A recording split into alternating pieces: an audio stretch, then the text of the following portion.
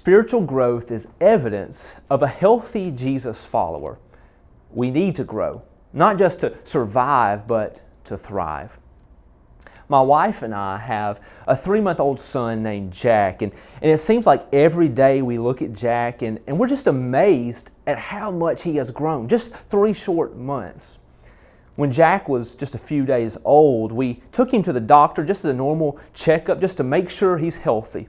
But when we got there, they put him on the scales and they learned that Jack had lost a good bit of weight since he was born.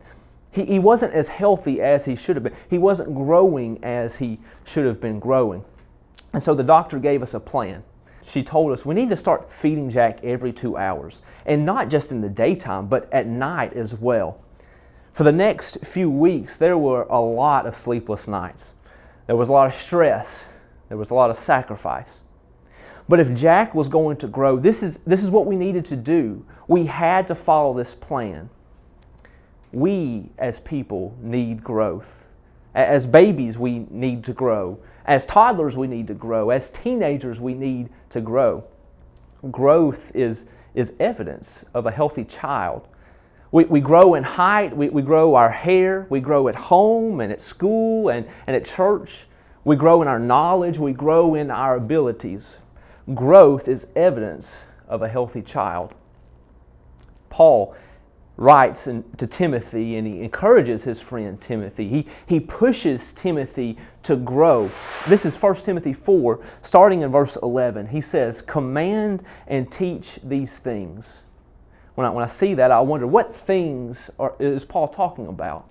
Well, if you look in the verses just before, Paul talks about how godliness is valuable in every way of life. It is so valuable to us. There's godly training that is so important to our lives. And so he goes down in verse 11 and he tells Timothy, command and teach this godliness, these godly ways of life.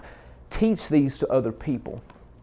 Then he goes on in verse 12 and he says this, let no one despise you for your youth, but set the believers an example.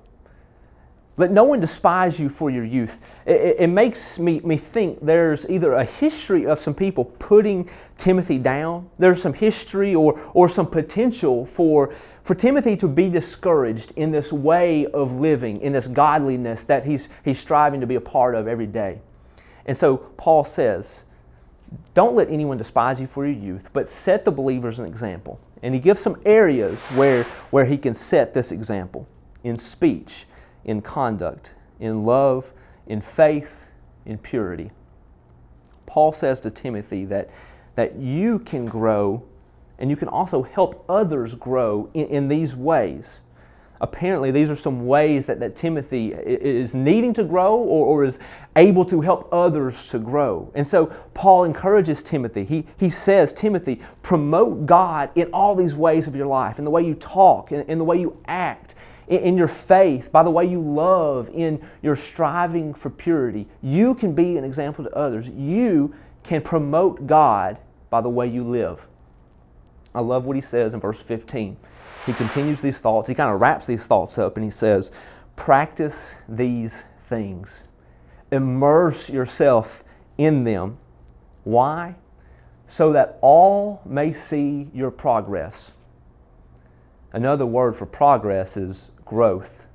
Paul says to Timothy, if you want visible growth in your life, if you want to show others how they too can grow, practice these things. Immerse yourself in them.